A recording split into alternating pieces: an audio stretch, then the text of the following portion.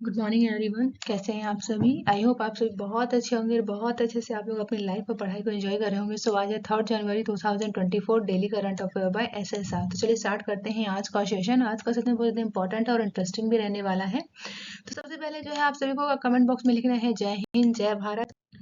तो चलिए सबसे पहले कर लेते हैं क्विक रिवीजन। तो अभी हाल ही में 16वें वित्त आयोग के अध्यक्ष कौन बने हैं? तो अरविंद पनघड़िया बने हैं। भारतीय राष्ट्रीय कांग्रेस ने अपना स्थापना दिवस कहाँ मनाया है? तो नागपुर में मनाया गया है। साथ ही अभी किसे जो है महाराष्ट्र पुलिस का नया डीजीपी नियुक्त किया गया है? तो रश्मि शुक्ला जी को जो है अभी महाराष्ट्र पुलिस का नया डीजीपी बनाया गया है।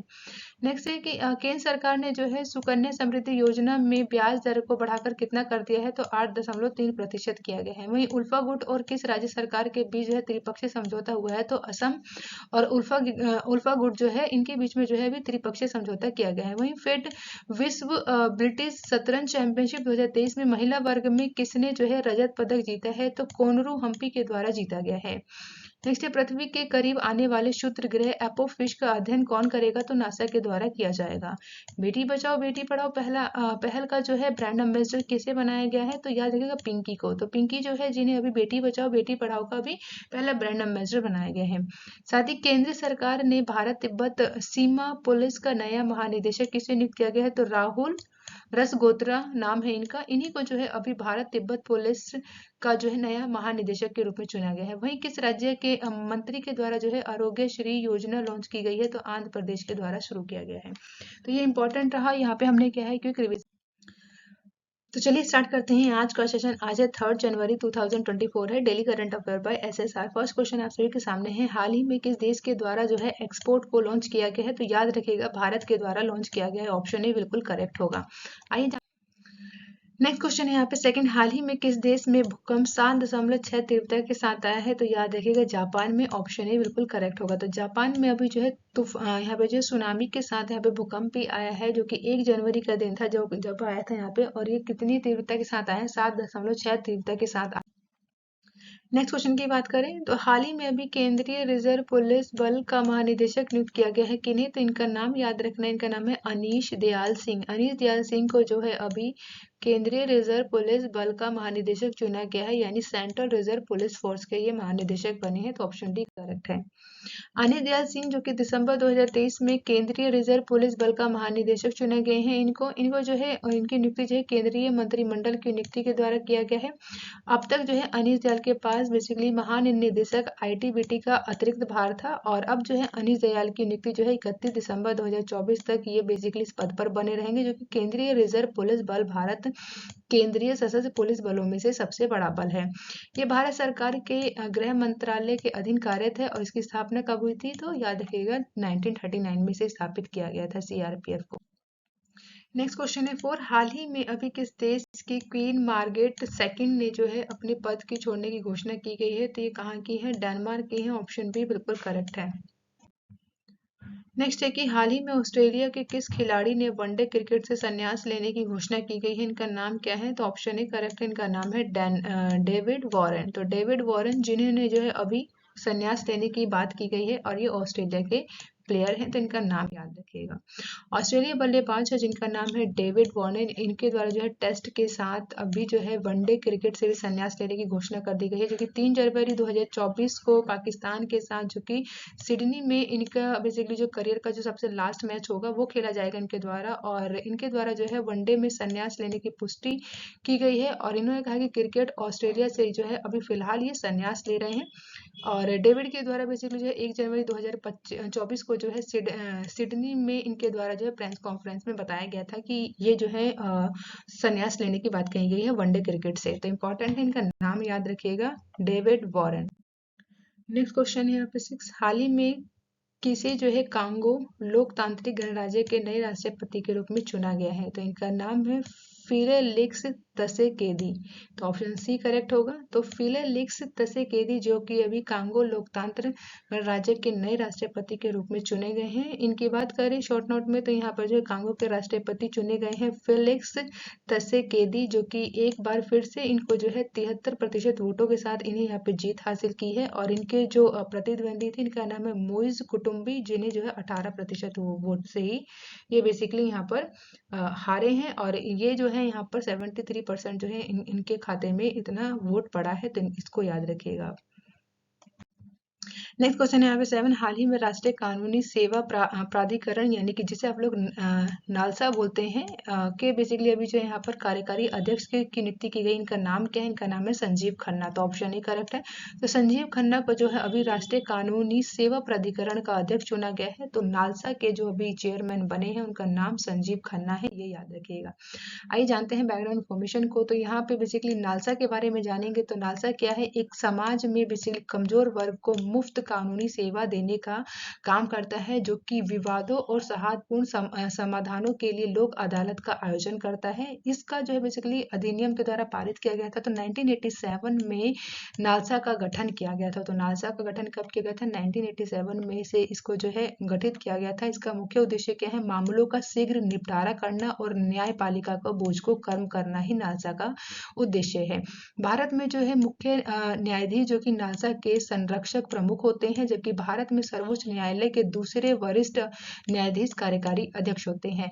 वहीं बात करें कि सर्वोच्च न्यायालय इसका बेसिकली कहाँ पर है? तो नई दिल्ली में स्थित है, ये भी याद रखिएगा। प्रत्येक राज्य में जो है एक बेसिकली जो है राज्य के विधिक सेवा प्राधिकरण और प्रत्येक उच्च न्यायालय में से एक उच्च न्यायालय विधि सेवा समिति का गठन किया जाता है, जिसके द्वारा जो है नालसा की जो भी नीतियां होती हैं, निर्देश होते हैं, उनको प्रभावी बनाने, लोगों को मुफ्त कानूनी सेवा प्रदान करने के लिए, राज्य में लोक अदालतों का संचालन करने के लिए जिलों और अधिकांश तालुकों को जो है जिला कानूनी सेवा प्राधिकरण और तालुक कानूनी सेवा को समितियों का गठन करने के लिए जो है नालसा जो है सारे काम करता है। साथ ही नालसा जो है राज्य कानूनी सेवा प्राधिकरण के माध्यम से कानूनी साक्षरता कार्यक्रम को भी संचालित करता है। तो नालसा के बारे में इस कार्य को भी याद रखिएगा। अब बात करते हैं कि नालसा जो है, ये नालसा जैसे बात करता है कि कमजोर लोगों को मुफ्त में जो है कानूनी सहायता प्रदान करनी है, ये कहाँ पर है? तो याद रखिएगा पार्ट 4 में जो डीपीएसपी है वहां पर जो है आर्टिकल आपका 39A है, वहां पर बोला जाता है, लिखा गया है, मेंशन है कि जो समाज और गरीब के जो भी कमजोर वर्ग के जो लोग हैं उन्हें जो है मुफ्त कानूनी सहायता दी जाएगी। साथ ही आर्टिकल की बात करें जो कि पार्ट 3 में है आपका, तो ये याद रखने की जो कि 12 से 35 तक के हैं, इसमें आपको फंडामेंटल राइट दिए गए हैं। इसमें जो आर्टिकल 14 है और जो आर्टिकल 22 है और 22 का जो एक है, इसमें बताया गया कि राज्यों के लिए कानून के समक्ष जो समानता है सुनिश्चित करना है। तो ये जो है यहाँ पर आपको याद रखना है कि इसमें जो है आर्टिकल आपके कौन कौन से इसमें इंक्लूड हो जाते हैं, तो इतना आपको याद रखना है। नेक्स्ट क्वेश्चन है 8, हाल ही में अभी वाइब्रेट भद्रवाह उत्सव का आयोजन किस राज्य में किया गया? तो वाइब्रेट भद्रवाह उत्सव का आयोजन जो है याद रखिएगा जम्मू कश्मीर में किया गया। ऑप्शन सी बिल्कुल करेक्ट है।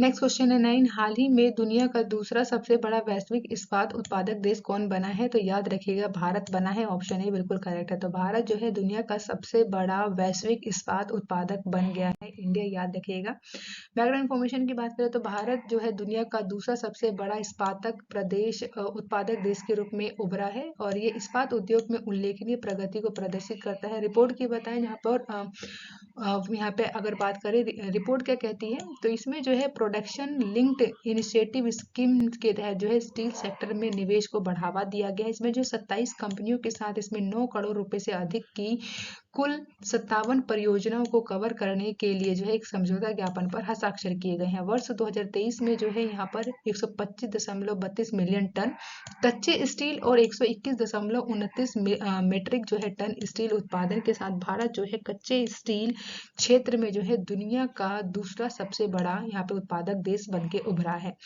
इसमें भारत में जो है भारत में इस्पात क्षेत्र में जो है पिछले दशक में उल्लेखनीय वृद्धि हुई है। 2008 के बाद बात करें तो उत्पादन में जो है 75% की वृद्धि देखी गई है। वहीं फाइनेंशियल ईयर 23 की बात करें तो भारत में जो है प्रति व्यक्ति स्टील की खपत कितनी है? 86.7 यानी 86.7 किलोग्राम रही है। वहीं भारत में जो है स्पंज आयरन का जो दुनिया का सबसे बड़ा उत्पादक है और चीन, फिर उसके बाद संयुक्त राज्य अमेरिका के बाद दूसरा और दुनिया का तीसरा सबसे बड़ा तैयार स्टील का उपभोक्ता भी है। तो ये भी आपको पॉइंट याद रखना है। नेक्स्ट क्वेश्चन है 10, हाल ही में अभी पहला स्नेक पार्क कहाँ बनाया जाएगा? तो याद रखिएगा राजस्थान में बनाया जाएगा। ऑप्शन बी बिल्कुल करेक्ट है। तो राजस्थान में जो है देश का पहला जो है स्नेक पार्क बनाया जाएगा। तो ऑप्शन बी करेक्ट है। बैकग्राउंड इन्फॉर्मेशन की बात करें तो कोटा में स्थित राजस्थान का जो पहला स्नेक पार्क है वो जल्दी ही आम लोगों के लिए खोल दिया जाएगा। यहाँ पे जो है बेसिकली केंद्रीय चिड़ियाघर प्राधिकरण के द्वारा जो है इसे अभी मंजूरी भी दे दी गई है। और अभी बताया जा रहा है कि नए साल यानी कि 2024 में इसी साल जो है आपका कोटा में प्रदेश में जो है बेसिकली यहाँ पे स्नेक पार्क की सौगात मिलेगी। और इसमें जो है यहाँ पे औपचारिक रूप से जो है यहाँ पर जो है जनता जो है वहाँ पे आ सकती है और वहाँ पे स्नेक्स को भी देख सकती है। तो इस प्रकार जो है राजस्थान में कोटा को जो है बंदी रोड पे स्टेशन हर्बल पार्क में जो है यहाँ पे स्नेक पार्क का निर्माण किया जा रहा है। तो राजस्थान के कोटा में बंदी रोड पर स्थित है आपका हर्बल पार्क, यहाँ पे जो है स्नेक पार्क का निर्माण किया जा रहा है। तो कोटा में बन रहा है, आपको याद रखना है कि देश का पहला जो स्नेक पार्क है कहाँ बन रहा है? राजस्थान। और वहाँ राजस्थान में भी कहाँ? कोटा पे। बिल्कुल करेक्ट। सो बात कर लेते हैं, वीडियो के लास्ट में मैंने आप लोगों से कल क्वेश्चन पूछा था, उसका आंसर बताने की बारी है। तो अभी हाल ही में जो है किसे जो है इंडिया ऑयल की अगली निदेशक के रूप में चुना गया? इनका नाम है रश्मि गोविल। तो रश्मि गोविल जो है वो इंडिया ऑयल की अगली निदेशक के रूप में चुनी गई है। हाल ही में केंद्र सरकार ने भारत तिब्बत सीमा पुलिस का नया महानिदेशक किसे नियुक्त किया गया है? तो इनका नाम क्या है? तो ये जो है आप लोगों को कमेंट बॉक्स में बताना है। ये आप लोगों के लिए क्वेश्चन ऑफ द डे है आज का। तो देखिए हम यहाँ बात करेंगे अब स्टैटिक जीके के बारे में। बहुत इंपॉर्टेंट होता है या यहाँ पे उन क्वेश्चंस को हम यहाँ पे डिस्कस करते हैं जो कभी ना कभी किसी न किसी एग्जाम में पूछे गए हैं। तो पहला क्वेश्चन क्या है? भारत चीन और बाद में भारत पाकिस्तान युद्ध के कारण पंचवर्षीय योजना विफल रही। तो कौन सी? तो तीसरी पंचवर्षीय योजना जो कि 1961 से लेकर 1966 तक रही थी, ये पूरी तरीके से विफल रही। नेक्स्ट है कि पाल वंश के पहले शासक कौन थे, या फिर ये कहें कि पाल वंश के संस्थापक कौन थे? तो दोनों बात एक ही है, तो गोपाल जी थे। नेक्स्ट है कि पृथ्वी जो है 1 घंटे में कितना देशांतर घूमती है? तो पूरे 15 डिग्री घूमती है। साथ ही भारत जो है भारतीय राज्य जो है वो सीमा सर्वाधिक कितने राज्यों के साथ स्पर्श करता है? तो वो आपको राज्य बताना है, जो कि उत्तर प्रदेश है। उत्तर प्रदेश जो है सबसे ज्यादा राज्यों के साथ जो है अपनी सीमा को साझा करता है। वहीं पटना उच्च न्यायालय की स्थापना कब हुई? 1916 में जो है पटना उच्च न्यायालय की स्थापना होती है। कौन सी गैस के कारण जो है चूने का पानी जो है सफेद हो जाता है? तो CO2 के कारण। नेक्स्ट है डॉक्टर B.R. अम्बेडकर के अनुसार भारतीय संविधान के अंतर्गत सबसे महत्वपूर्ण अधिकारी कौन होंगे? तो इनका नाम क्या है? भारत के नियंत्रक वहा तथा महालेखा परीक्षक जो होते हैं, ये भारतीय संविधान के अंतर्गत जो है सबसे महत्वपूर्ण अधिकारी माने गए हैं। कौन कहते हैं? Doctor B.R. अम्बेडकर के अनुसार। नेक्स्ट है भारतीय संविधान में कौन से भाग में चुनावों के बारे में दिया गया है? तो भाग याद रखिए कौन सा है? ये भाग 15 है, तो जिसमें जो है चुनावों के बारे में जानकारी दी गई है। नेक्स्ट है सहतास विश्व की सबसे सुंदर और गर्म और हल्का ऊन माना जाता है, ये कहाँ पैदा होता है? तो याद रखिएगा उज्बेकिस्तान में ये होता है। तो यहाँ हमने क्या स्टैटिक जीके को cover. Thank you for watching guys, मिलते हैं नेक्स्ट वीडियो में। आप लोग खुश रहिए, सुरक्षित रहिए और अच्छे से अपनी लाइफ और पढ़ाई को एंजॉय कीजिए। मिलते हैं नेक्स्ट वीडियो में। Bye bye guys and take care.